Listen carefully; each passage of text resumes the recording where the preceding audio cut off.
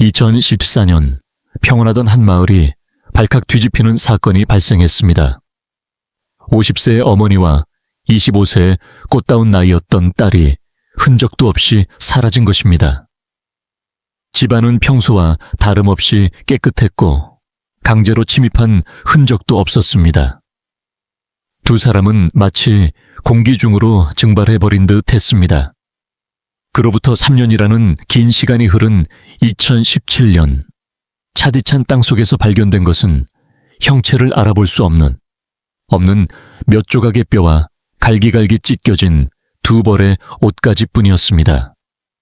사랑하는 가족이 한순간에 사라지고 가장 믿었던 사람이 괴물로 변해버린 이 비극적인 사건은 단순한 실종 사건이 아니었습니다. 그것은 뒤틀린 욕망과 집착이 빚어낸 참혹한 살인극이었습니다. 사람들은 묻습니다. 어떻게 한 지붕 아래 살던 이들에게 이런 잔인한 짓을 저지를 수 있었을까요? 오늘 우리는 이 충격적인 사건의 전말을 파헤치고 가해자의 비뚤어진 심리와 피해자들이 겪었을 공포를 깊이 있게 들여다보려 합니다. 이 사건의 중심에는 어머니가 재혼한 지 얼마 되지 않은 새아버지, 즉 가해자가 있었습니다. 겉으로 보기에는 평범하고 성실해 보였던 그였기에 이웃들은 물론 친척들조차 그의 실체를 전혀 의심하지 못했습니다. 하지만 그의 내면에는 억눌린 탐욕과 통제되지 않는 욕망이 도사리고 있었습니다. 그는 단순히 한 여자의 남편으로 만족하지 못했습니다. 그는 어머니의 재산뿐만 아니라 젊고 아름다운 의붓딸까지 자신의 소유로 만들고 싶어 하는 비정상적인 집착을 보이기 시작했습니다. 심리학적으로 볼 때 이러한 가해자의 심리는 전능 통제감과 관련이 있습니다. 자신이 한 가정의 가장이 되었으니 그 구성원 모두를 자신의 욕망을 채우는 도구로 여기기 시작한 것입니다. 특히 의붓딸을 향한 그의 비정상적인 애정은 단순한 호감을 넘어선 소유욕이었으며 이는 결국 비극의 씨앗이 되었습니다. 피해자였던 어머니는 뒤늦게 찾아온 행복이라 믿었던 재혼 생활이 지옥으로 변해가는 것을 감지했을 것입니다. 처음에는 남편의 친절함에 속았겠지만 점차 딸을 바라보는 그의 눈빛이 심상치 않다는 것을 깨달았을 때 그가 느꼈을 배신감과 공포는 상상조차 하기 힘듭니다. 50세의 어머니는 딸을 보호해야 한다는 강한 모성애와 자신의 선택이 틀렸을지도 모른다는 자책감 사이에서 괴로워했을 것입니다. 반면 25세의 딸은 자신을 이성으로 대하는 새아버지의 태도에 극심한 혐오감과 수치심을 느꼈을 것입니다. 가장 안전해야 할 집이라는 공간이 가장 위험한 장소로 변해버린 상황에서 두 여성은 서로를 의지하며 가해자의 부당한 요구에 맞서기 시작했습니다. 하지만 이들의 정당한 거부와 저항은 가해자의 억눌린 분노를 폭발시키는 기폭제가 되고 말았습니다. 가해자의 범죄 심리를 분석해보면 그는 거절을 단순한 거부가 아닌 자신의 권위에 대한 도전이자 모욕으로 받아들였습니다.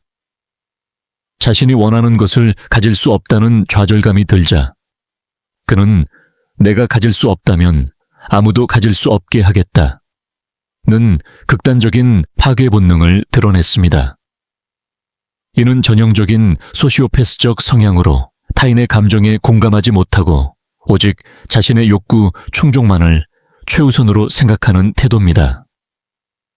그는 범행을 치밀하게 계획했습니다. 두 사람이 동시에 사라져도 의심받지 않을 상황을 만들고 범행 후에 알리바이를 구상했습니다. 이 과정에서 가해자가 느꼈을 감정은 죄책감이 아닌 완벽한 범죄를 저지르고 있다는 기묘한 희열이었을지도 모릅니다. 사건 발생 초기 경찰은 단순 가출이나 잠적의 가능성도 열어두고 수사를 진행했습니다. 하지만 건실하게 직장 생활을 하던 딸과 주변 평판이 좋았던 어머니가 아무런 연락 없이 사라진 점, 그리고 통장 잔고가 그대로 남아있다는 점 등 석연치 않은 구석이 많았습니다. 가해자는 초기 조사에서 매우 침착한 태도를 유지했습니다. 그는 아내와 딸이 말다툼 끝에 짐을 싸서 나갔다며 눈물을 흘리는 연기까지 서슴지 않았습니다.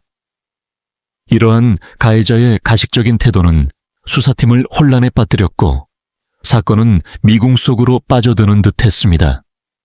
그러나 진실은 언제나 흔적을 남기는 법입니다. 겉으로는 완벽해 보였던 그의 거짓말 속에서 조금씩 균열이 생기기 시작했습니다. 사람의 욕심이 눈을 가리면 이성을 잃게 마련이고 그 이성을 잃은 틈 사이로 정의의 심판이 다가오고 있었습니다. 사건 발생 직후 경찰 수사는 가해자의 치밀한 연극에 의해 난항을 겪기 시작했습니다. 그는 실종 신고를 직접 접수하며 슬픔에 잠긴 남편과 아버지의 모습을 완벽하게 연기했습니다. 주변 이웃들에게는 아내와 딸이 가출을 해서 어디 있는지 모르겠다, 가슴이 찢어진다며 하소연을 했고 심지어는 실종된 두 사람을 찾는 전단지를 직접 돌리는 대담함까지 보였습니다. 이러한 모습은 초기 수사 단계에서 가해자를 용의 선상에서 제외하게 만드는 결정적인 요인이 되었습니다. 사람들은 흔히 범인은 범행 후 도망치거나 당황할 것이라고 생각하지만 이 사건의 가해자처럼 대담하게 일상생활을 유지하며 슬픔을 연기하는 이른바 가면을 쓴 괴물들이 존재합니다. 하지만 시간이 흐를수록 경찰은 몇 가지 이상한 점을 발견했습니다. 가장 먼저 주목한 것은 실종 당일의 행적입니다. 가해자는 아내와 딸이 집을 나가는 것을 보았다고 주장했지만 마을 주변의 CCTV 어디에도 두 사람의 모습은 포착되지 않았습니다. 25세의 젊은 여성이 50세의 어머니와 함께 이동하면서 휴대전화를 단 한 번도 사용하지 않았고 신용카드 결제 내역도 전혀 없었다는 사실은 단순 가출로 보기에는 너무나 비현실적이었습니다. 경찰은 여기서 중요한 가설을 씁니다. 두 사람이 스스로 나간 것이 아니라 누군가에 의해 사라진 것이라는 사실입니다. 이 과정에서 드러나는 인간의 탐욕은 참으로 무섭습니다. 가해자는 아내와 딸이 사라진 지 얼마 되지 않아 아내 명의로 된 재산과 집을 처분하려는 시도를 했습니다. 보통 가족이 실종되면 돌아오기를 기다리며 집을 지키는 것이 상식적인 행동이지만 그는 마치 두 사람이 다시는 돌아오지 않을 것을 확신하는 사람처럼 행동했습니다. 이는 돈과 욕망에 눈이 멀면 인간이 어디까지 추락할 수 있는가를 보여주는 대목입니다. 그는 두 사람을 살해한 후 그들의 흔적을 지우는 동시에 그들이 남긴 물질적 이득까지 모두 자신의 것으로 만들려 했던 것입니다. 이러한 심리는 가해자가 피해자들을 가족이 아닌 자신의 욕망을 위한 소모품으로 여겼음을 증명합니다. 경찰의 추궁이 시작되자 가해자는 더욱 교묘하게 대응했습니다. 그는 아내의 과거 행적을 들먹이며 그녀가 원래 복잡한 사생활이 있었다는 식의 거짓 정보를 흘려 수사의 방향을 돌리려 했습니다. 죽은 자는 말이 없다는 점을 악용해 고인의 명예를 훼손하면서까지 자신의 범죄를 덮으려 한 것입니다. 이는 전형적인 가스라이팅과 인격살인의 연장선이었습니다. 하지만 수사팀은 가해자의 차량 이동 경로를 정밀 분석하던 중 실종 당일 그가 평소에는 전혀 갈 이유가 없던 연고 없는 지역에 수시간 동안 머물렀다는 사실을 밝혀냈습니다. 이 지점에서 우리는 범인의 심리적 허점을 발견할 수 있습니다. 아무리 치밀한 범죄자라도 모든 흔적을 완벽하게 지울 수는 없습니다. 그는 시신을 유기할 장소를 물색하고 범행 도구를 처리하는 과정에서 반드시 흔적을 남기게 마련입니다. 가해자는 자신이 매우 똑똑하다고 믿었겠지만 그의 오만함이 오히려 독이 되었습니다. 그는 경찰이 자신의 연기에 속아 넘어갔다고 확신했고 그 방심한 틈을 타 경찰은 그의 뒤를 바짝 쫓기 시작했습니다. 조사 과정에서 드러난 가해자의 과거 행적은 더욱 충격적이었습니다. 그는 과거에도 여성들과의 관계에서 집착과 폭력적인 성향을 보인 적이 있었으며 금전적인 문제로 갈등을 빚은 적이 많았습니다. 즉, 이번 범행은 우발적인 사고가 아니라 그의 내면에 잠재되어 있던 폭력성과 탐욕이 결합하여 터져나온 필연적인 결과였던 셈입니다. 그는 어머니와 딸이 자신의 비정상적인 요구를 거부하자 자신의 세계가 무너지는 듯한 좌절감을 느꼈고 그 좌절감을 살인이라는 극단적인 폭력으로 해소하려 했습니다. 수사는 점점 가해자를 압박해 갔지만 결정적인 증거인 시신이 발견되지 않았다는 점이 가장 큰 걸림돌이었습니다. 가해자는 시신만 없으면 영원히 범죄를 숨길 수 있을 것이라 믿었습니다. 그는 수사관들 앞에서도 태연하게 커피를 마시며 미소를 짓기도 했습니다. 그 미소 뒤에 숨겨진 악마의 본성을 보며 수사관들은 전율을 느꼈다고 합니다. 하지만 진실의 바퀴는 천천히, 그러나 확실하게 굴러가고 있었습니다. 가해자가 티으론, 위에크의 고향으로 도망쳐 평온하게 살고 있던 그 순간에도 억울하게 죽어간 두 모녀의 영혼은 진실을 밝힐 단서를 남겨두고 있었습니다. 어머니와 딸이 사라진 지 어느덧 1년이 지나고 2년이 흘렀습니다. 경찰의 대대적인 수사에도 불구하고 시신은 발견되지 않았고 사건은 점차 사람들의 기억 속에서 잊혀가는 듯 됐습니다. 가해자는 이 기간을 틈타 자신의 범죄 현장이었던 도시를 떠나 아무도 자신을 모르는 시골 고향으로 내려갔습니다. 그곳에서 그는 마치 아내와 딸을 잃고 홀로 남겨진 불쌍한 남자인 것처럼 행세하며 새로운 삶을 시작했습니다. 이웃들과 함께 농사를 짓고 웃으며 대화하는 그의 모습에서 끔찍한 살인마의 잔혹함은 전혀 찾아볼 수 없었습니다. 이것은 인간의 탈을 쓴 악마가 보여줄 수 있는 가장 소름 끼치는 이중성이었습니다.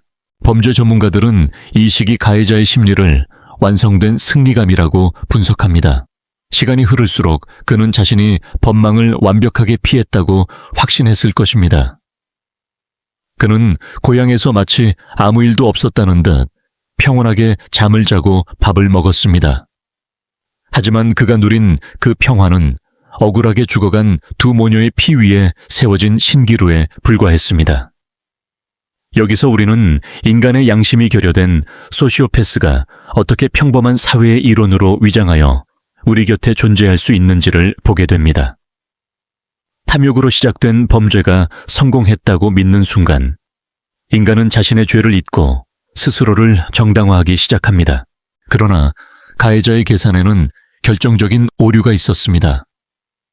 대한민국 경찰은 이 사건을 결코 포기하지 않았습니다. 미제 사건 전담팀은 가해자가 고향으로 내려간 뒤에 행적을 끈질기게 추적했습니다. 특히 그가 실종 직전과 직후에 사용했던 휴대전화의 기지국 신호와 차량 GPS 기록을 다시 한번 정밀 타격하듯 분석하기 시작했습니다.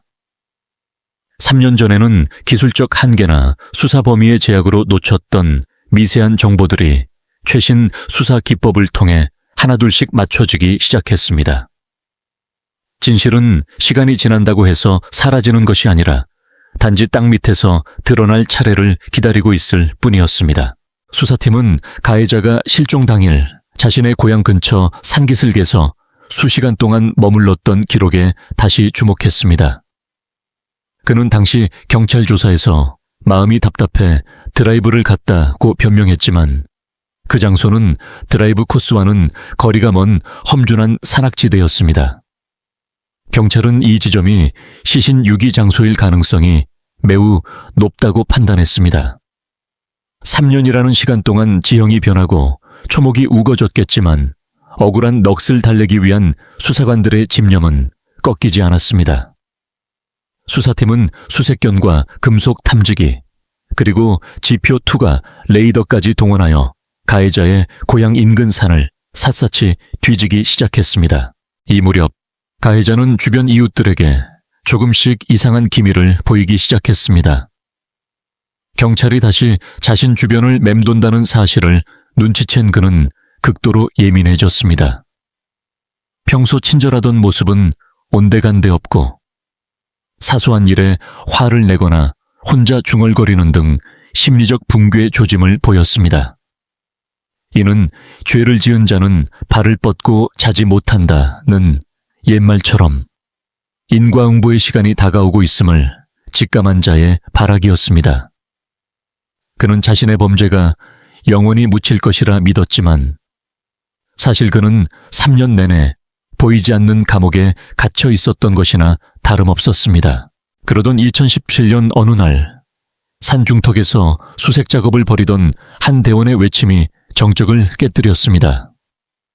낙엽과 흙더미에 덮여있던 땅속에서 인골로 보이는 뼈 조각과 낡은 천 조각이 발견된 것입니다. 3년이라는 세월은 시신의 살점을 모두 앗아갔지만 피해자들이 마지막으로 입고 있었던 옷가지와 몇 점의 뼈는 고스란히 남아 범인의 잔인함을 증명하고 있었습니다. 그것은 실종된 50세 어머니와 25세 딸의 유해였습니다. 발견된 옷가지는 갈기갈기 찢겨 있었는데 이는 살해돼 당시 얼마나 격렬한 저항과 폭력이 있었는지를 여실히 보여주는 슬픈 증거였습니다. 시신이 발견되었다는 소식은 즉시 가해자에게 전달되었습니다. 그 순간 가해자의 반응은 충격적이었습니다. 그는 눈물을 흘리며 슬퍼하는 대신 오히려 경찰에게 그게 내 아내인지 어떻게 아느냐며 적반하장의 태도를 보였습니다. 시신만 없으면 무죄라던 그의 마지막 보루가 무너진 순간이었습니다. 이제 남은 것은 과학적 입증과 그가 왜 그토록 잔혹하게 두 생명을 앗아갔는지에 대한 진실을 밝히는 것뿐이었습니다. 인과응보는 더디게 오는 것 같아도 결코 길을 잃지 않는다는 사실이 증명되는 순간이었습니다. 산기슭에서 발견된 유해는 참혹함 그 자체였습니다. 3년이라는 시간 동안 자연의 풍화작용을 겪으며 남은 것은 단단한 뼈 조각들 뿐이었지만 그 뼈들에 새겨진 흔적은 그날의 고통을 고스란히 기억하고 있었습니다. 국립과학수사연구원의 정밀 감식 결과 두 모녀의 두개골과 골격 곳곳에서는 둔기에 의한 타격 흔적과 날카로운 도구에 의한 손상이 발견되었습니다. 이는 가해자가 단순히 우발적으로 범행을 저지른 것이 아니라 피해자들을 확실하게 살해하려는 명백한 의도가 있었음을 보여주는 증거였습니다. 특히 25세 딸의 유해 곁에서 발견된 찢어진 옷가지는 가해자가 주장했던 단순 가출이 얼마나 파렴치한 거짓말이었는지를 천에 알리는 침묵의 외침이었습니다. 경찰은 현장에서 발견된 유해의 DNA와 실종된 모녀의 유전자를 대조하여 신원을 최종 확정했습니다. 이제 남은 것은 고향에서 평온하게 지내고 있는 가해자를 체포하는 일뿐이었습니다. 경찰이 그의 집을 들이닥쳤을 때 가해자는 마당에서 태연하게 이웃과 담소를 나누고 있었습니다. 수사관들이 구속영장을 제시하며 시신이 발견되었음을 알리자 그의 얼굴에서는 잠시 당황한 기색이 스쳤으나 이내 차가운 미소를 지으며 그게 정말 내 처와 딸이라는 증거가 있느냐, 누군가 파묻은 것을 내게 뒤집어 씌우는 것 아니냐며 끝까지 오리발을 내밀었습니다. 이러한 가해자의 반응은 전형적인 자기애적 인격장애와 반사회적 성격장애의 결합을 보여줍니다. 그는 자신이 만든 거짓 세계관 속에서 스스로를 피해자로 설정하고 진실이 눈앞에 나타났음에도 불구하고 이를 부정하며 타인을 탓하는 태도를 보였습니다. 심리학적으로 볼 때 그는 죄책감을 느끼는 회로가 마비된 상태였습니다. 그에게 두 모녀의 생명은 자신의 욕망을 방해하는 장애물에 불과했으며 그 장애물을 제거한 것은 자신에게 정당한 권리였다고 믿고 있었던 것입니다. 이러한 비뚤어진 논리는 그가 3년 동안 아무런 거리낌 없이 일상생활을 할 수 있었던 원동력이기도 했습니다. 하지만 경찰은 이미 그의 고향집 근처와 차량에서 미세한 혈흔 반응을 찾아낸 상태였습니다. 3년 전 범행 당시 그가 완벽하게 닦아냈다고 믿었던 핏자국들이 최신 과학 수사 장비인 루미놀 반응을 통해 푸른 빛을 발하며 드러난 것입니다. 그 푸른 빛은 억울하게 죽어간 모녀에 맺힌 한이 빛으로 승화된 것과 같았습니다. 증거가 하나둘씩 제시되자 그토록 당당하던 가해자의 어깨가 조금씩 떨리기 시작했습니다. 완벽하다고 믿었던 자신의 성벽이 과학이라는 정교한 망치 앞에 무너져 내리고 있었기 때문입니다. 체포되어 압송되는 과정에서도 그는 취재진의 카메라를 향해 고개를 숙이기는커녕 당당하게 정면을 응시하는 기괴한 모습을 보였습니다.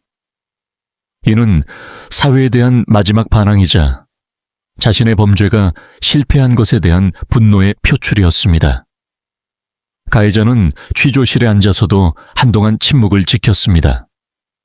그는 수사관들과 기싸움을 벌이며 자신이 주도권을 잡으려 애썼습니다.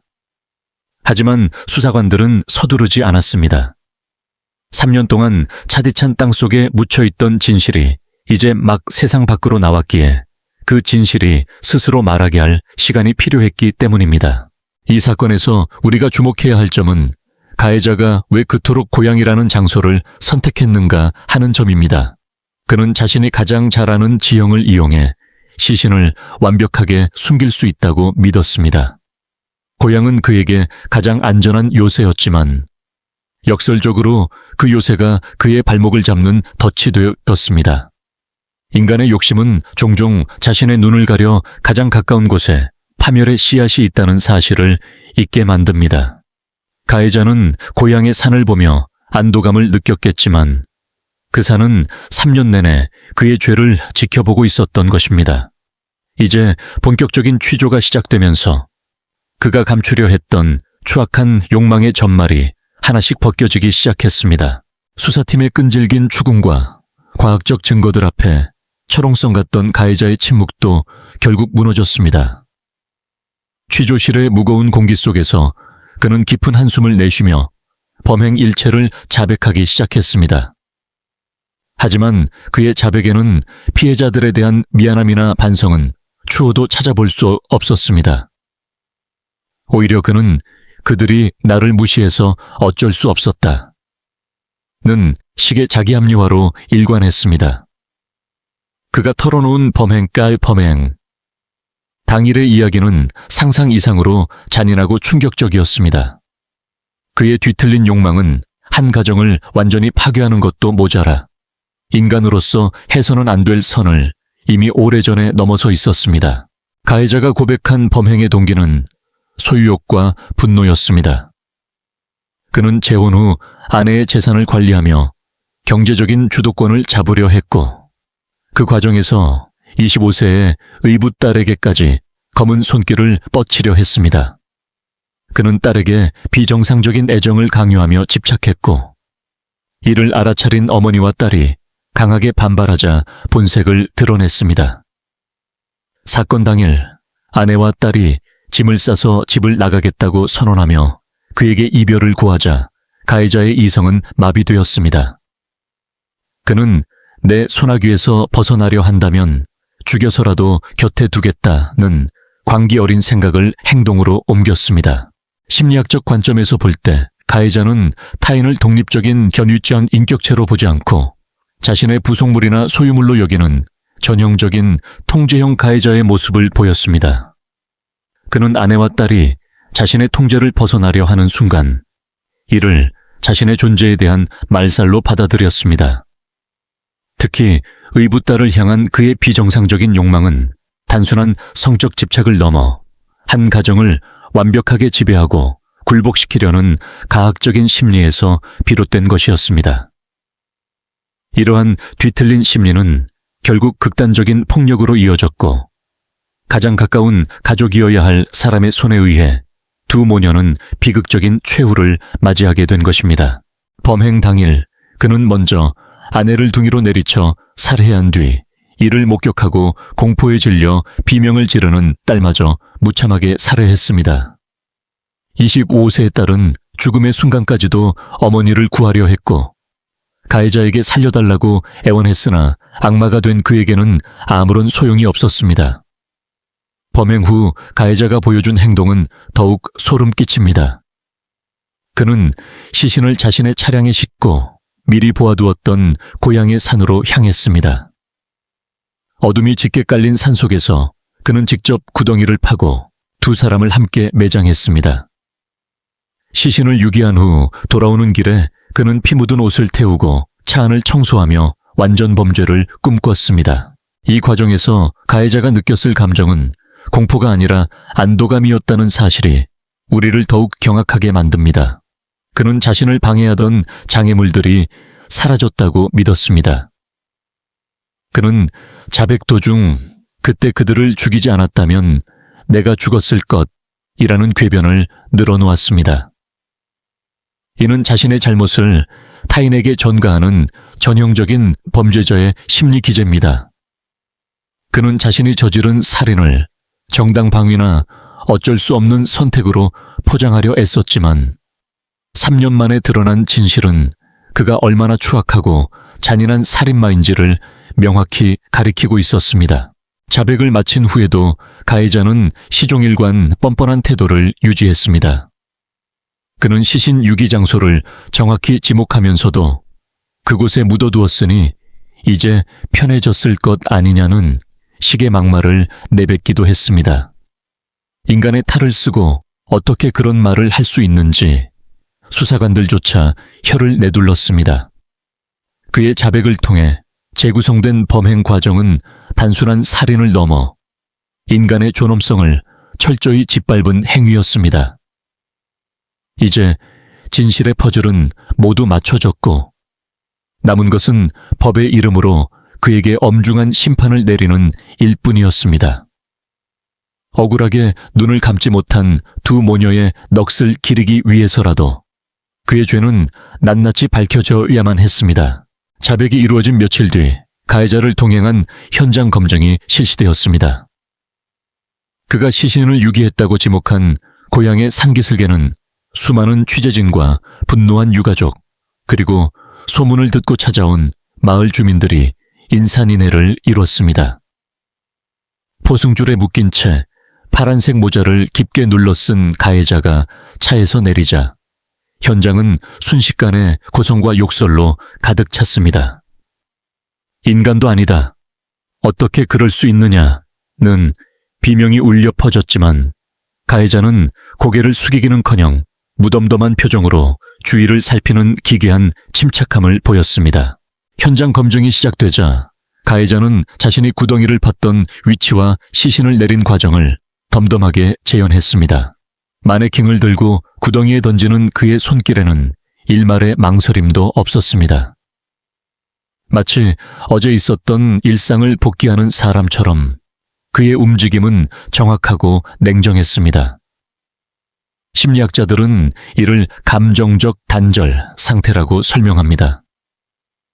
가해자는 자신이 저지른 끔찍한 행위를 하나의 작업으로 치부하며 그 행위가 초래한 비극적 결과로부터 자신의 감정을 완전히 분리시킨 것입니다. 이러한 냉혈한적인 모습에 현장에 있던 수사관들조차 몸서리를 쳤습니다. 현장 검증 도중 피해자 어머니의 친척 한 명이 통제선을 뚫고 들어와 가해자에게 달려들며 절규했습니다. 내 동생과 조카를 살려내라. 는 울부짖음에도 가해자는 눈 하나 깜짝하지 않았습니다. 오히려 자신을 밀치는 유가족을 향해 짜증 섞인 눈빛을 보내며 밀지 마세요, 넘어지겠네 라는 식의 말을 내뱉었습니다. 피해자의 고통에 공감하기는커녕 자신의 불편함만을 우선시하는 그의 태도는 보는 이들의 분노를 극에 달하게 만들었습니다. 이는 가해자가 단순히 화를 참지 못해 범행을 저지른 것이 아니라 타인의 생명 가치를 철저히 무시하는 인격적 결함을 가지고 있음을 다시 한번 확인시켜 주었습니다. 이 과정에서 드러난 또 다른 충격적인 사실은 가해자가 시신을 유기한 후 그 산에서 태연하게 나무를 캐거나 산책을 즐겼다는 점입니다. 자신이 살해한 아내와 딸이 썩어가고 있는 땅 위를 밟으며 그는 평화로운 전원 생활을 만끽했습니다. 범죄자는 범행 현장을 다시 찾는다는 심리학적 격언이 있지만 그는 죄책감 때문에 돌아온 것이 아니라 그 장소를 지배하고 있다는 승리감을 즐기기 위해 그곳을 찾았던 것입니다. 그에게 사는 비극의 현장이 아니라 자신의 비밀을 완벽하게 봉인한 승전지였습니다. 현장 검증을 지켜본 마을 주민들은 충격에 빠졌습니다. 평소 그를 성실하고 조용한 이웃으로 알고 지냈던 이들은 사람의 얼굴을 하고 어떻게 저런 짓을 할 수 있느냐며 치를 떨었습니다. 가해자가 보여준 평범한 이웃의 가면이 벗겨지는 순간 사람들은 우리 곁에 숨어있는 악의 평범함에 공포를 느꼈습니다. 그는 가장 친근한 모습으로 다가와 가장 소중한 것을 앗아가는 포식자였습니다. 탐욕과 집착이 한 인간을 어디까지 타락시킬 수 있는지, 그리고 그 타락이 주변 사람들에게 얼마나 깊은 상처를 남기는지를 현장 검증 과정은 적나라하게 보여주었습니다. 모든 재연이 끝난 후 다시 호송차에 오르는 가해자의 뒷모습에는 여전히 반성의 기미가 보이지 않았습니다. 그는 오히려 수사가 빨리 끝나기를 바라는 듯한 태도를 보였습니다. 그는 진실이 밝혀진 것보다 자신의 안락한 일상이 깨진 것에 더 큰 불만을 느끼는 듯 하슨트했습니다. 하지만 그가 그토록 지키고 싶어 했던 그 일상은 이제 영원히 사라졌습니다. 3년 동안 차디찬 땅 밑에서 진실을 외치던 두 모녀의 넋이 마침내 가해자의 목을 조르기 시작한 것입니다. 이제 법정이라는 최후의 심판대 위에서 그가 저지른 죄의 대가를 치러야 할 시간이 다가오고 있었습니다. 마침내 시작된 재판, 법정의 공기는 차갑다 못해 살벌했습니다. 푸른색 수의를 입고 법정에 들어선 가해자는 이전에 당당했던 기세는 온데간데 없이 초췌한 모습으로 고개를 숙이고 나타났습니다. 하지만 그것은 반성의 기미가 아닌 형량을 줄여보려는 계산된 연출에 불과했습니다. 검찰이 공소사실을 읽어 내려가며 범행의 잔혹함을 조목조목 짚어나가자 법정 안은 유가족들의 신음과 눈물로 가득 찼습니다. 하지만 피고인석에 앉은 가해자는 검찰의 주장을 교묘하게 반박하며 자신의 죄를 축소하기에 급급했습니다. 가해자의 변호인은 그가 범행 당시 극심한 스트레스와 우발적인 분노 조절 장애 상태였다고 주장했습니다. 특히 가해자는 법정 진술에서 아내가 먼저 자신을 무시하고 모욕적인 언사를 퍼부어 순간적으로 이성을 잃었다며 책임을 죽은 아내에게 돌리는 파렴치한 태도를 보였습니다. 또한 25세 딸에 대한 살인에 대해서는 어머니를 죽인 것에 격분해 달려드는 딸을 막으려다 벌어진 정당 방위 차원의 사고였다.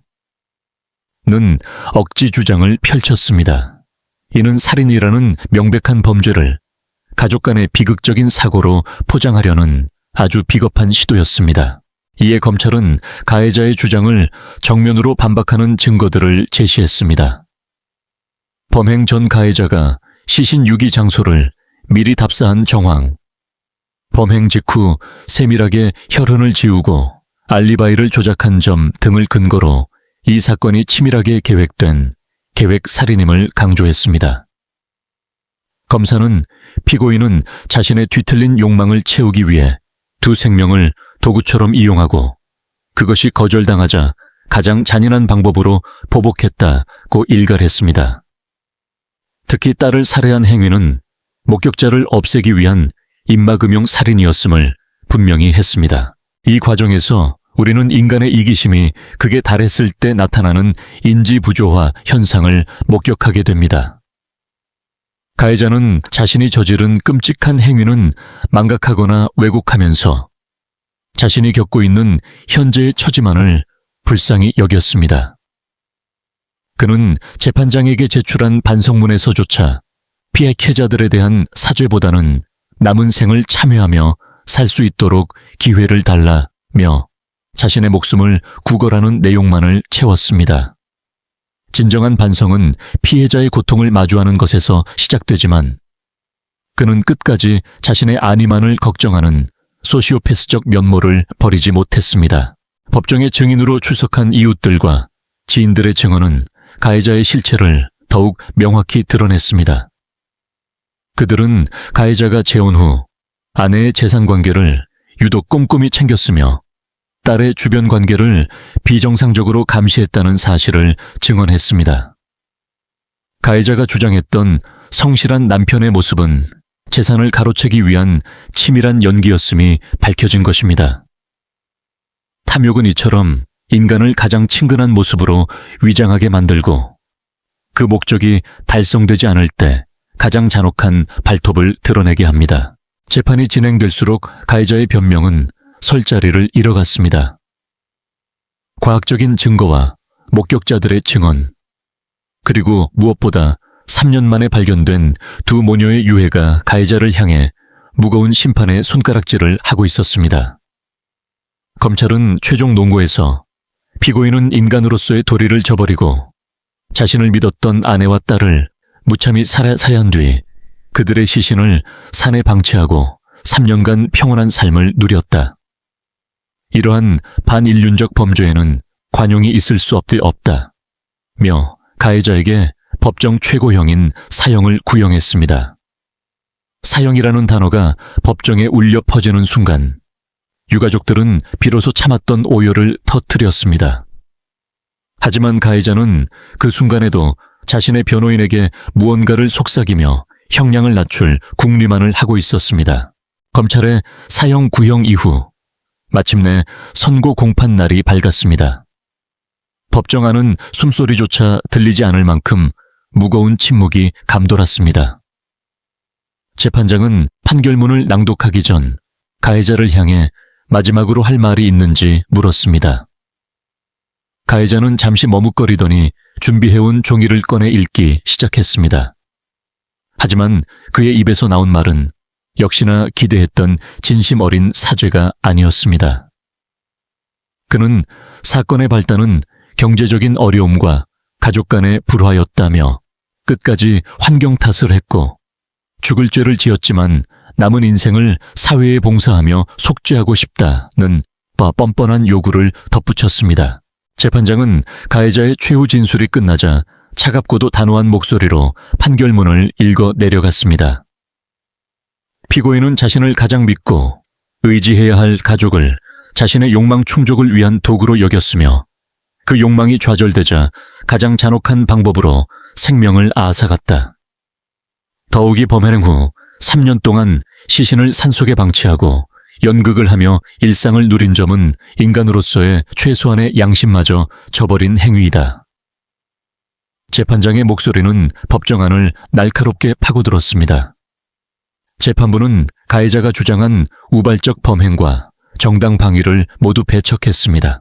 재판부는 특히 가해자가 25세의 의붓딸에게 가졌던 비정상적인 집착을 강하게 질타했습니다. 이는 단순한 가족 내 갈등이 아니라 한 인간의 존엄성을 완전히 파괴하려 했던 반인륜적 범죄임을 분명히 했습니다.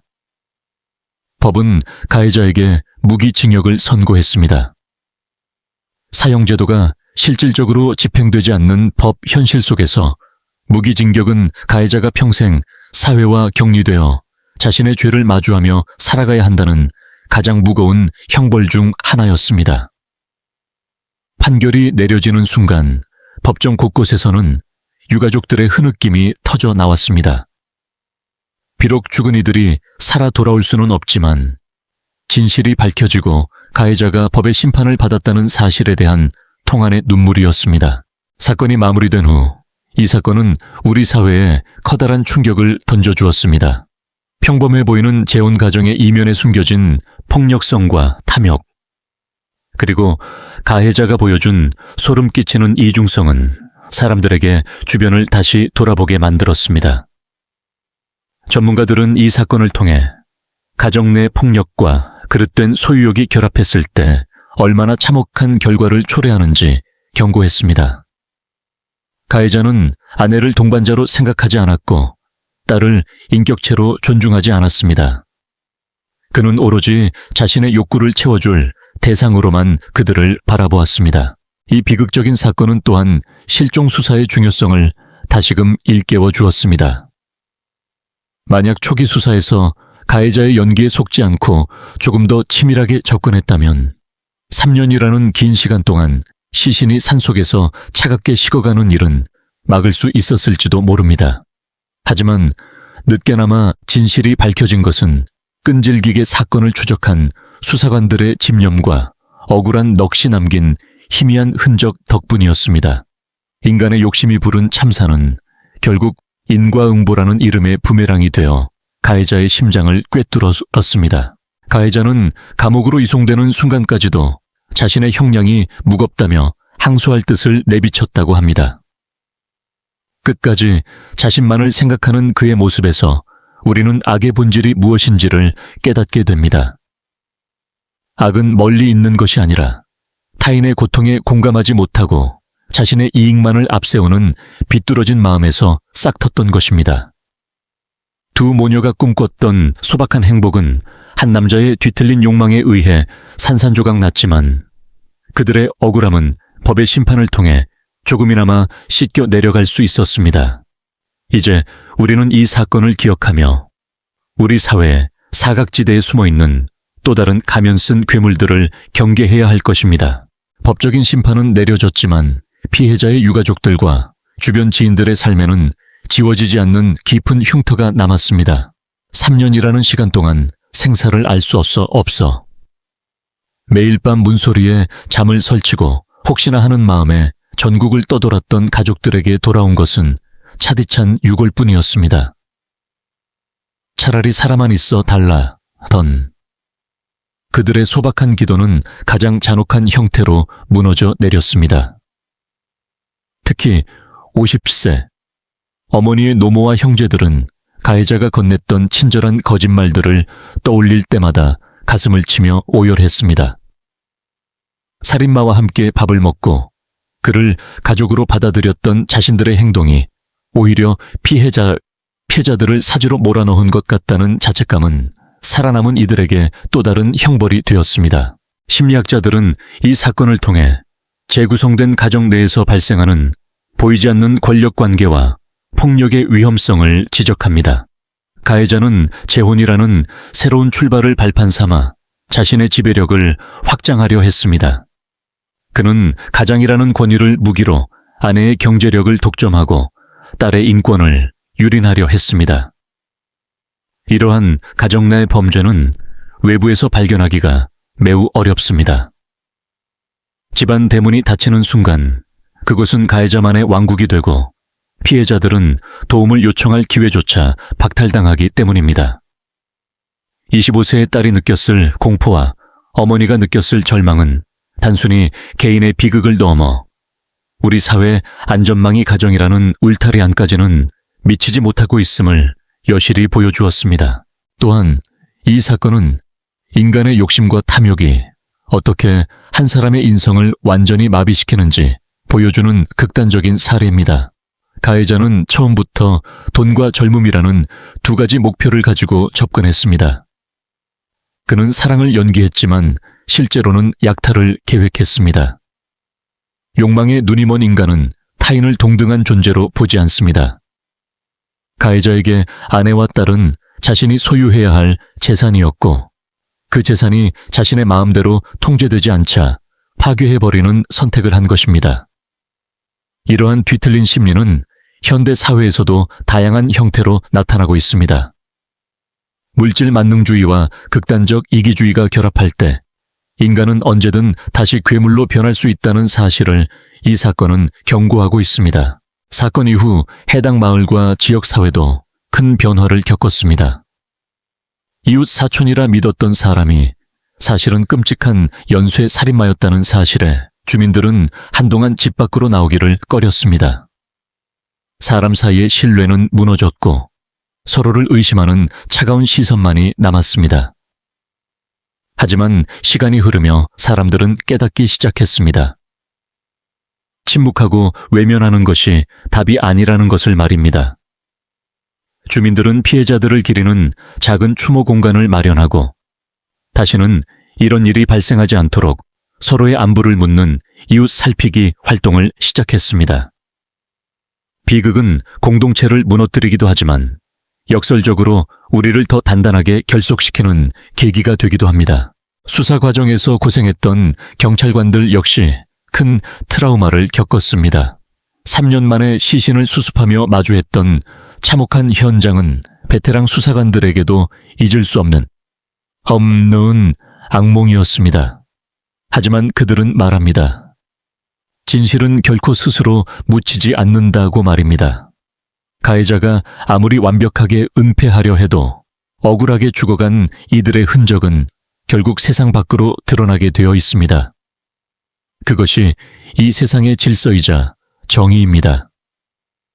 가해자는 지금 감방 안에서 자신의 죄를 부인하며 항소의 기회를 엿보고 있을지 모르지만 이미 하늘과 땅이 그의 죄를 증명하고 있습니다. 우리는 이 사건을 단순히 자극적인 뉴스거리로 소비해서는 안 됩니다. 50세 어머니와 25세 딸, 그들이 살아서 누렸어야 할 평범한 일요일 오후 친구들과의 수다, 그리고 소박한 꿈들을 기억해야 합니다. 그들의 이름이 잊히지 않도록, 그리고 그들이 겪었던 고통이 우리 사회를 더 안전하게 만드는 밑거름이 되도록 노력해야 합니다.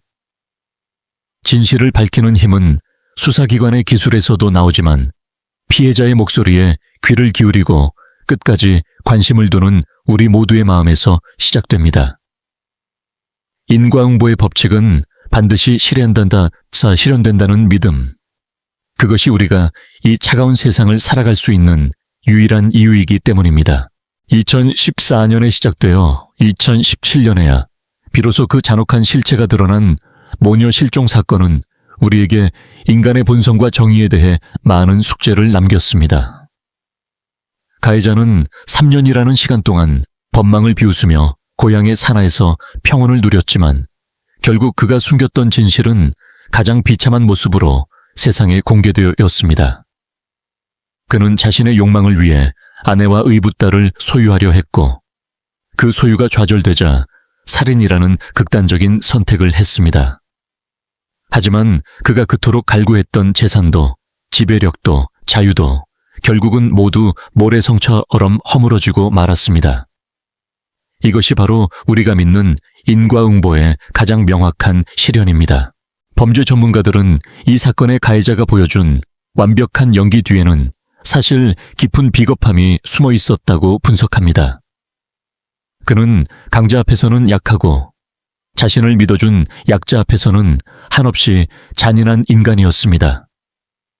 50세의 어머니가 재혼을 통해 꿈꿨던 행복을 무참히 짓밟고 25세 딸의 미래를 송두리째 앗아간 그의 손은 이제 평생 차가운 수갑과 감옥의 창살을 마주하게 되었습니다.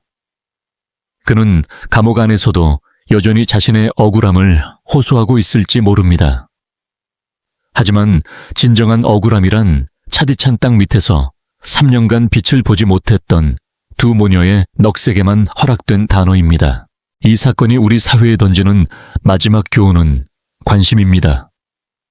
만약 주변에서 일어나는 작은 폭력의 징후들에 우리가 조금 더 예민하게 반응했다면, 혹은 가정이라는 이름 뒤에 숨은 학대의 목소리에 귀를 기울였다면 이 비극의 결말은 달라졌을지도 모릅니다.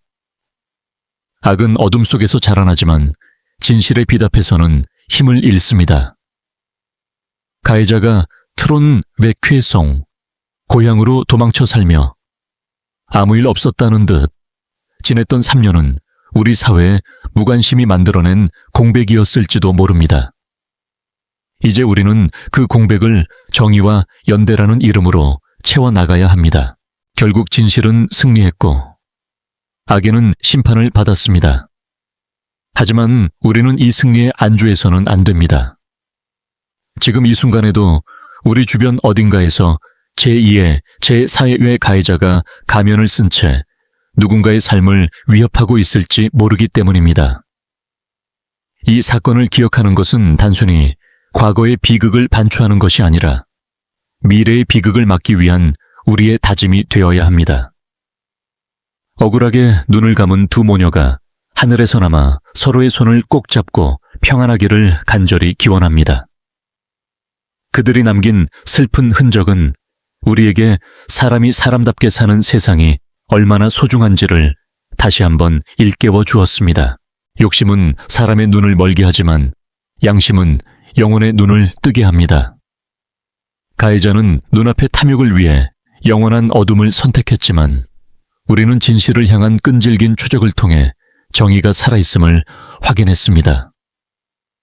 긴 시간 동안 이 충격적이고도 슬픈 이야기를 끝까지 시청해 주신 여러분께 깊은 감사를 드립니다. 이 이야기가 단순한 범죄 기록을 넘어 우리 삶의 소중함과 인간 존엄성의 가치를 다시 한번 생각해보는 계기가 되었기를 바랍니다. 인과응보는 반드시 존재하며 진실은 결코 잊히지 않습니다.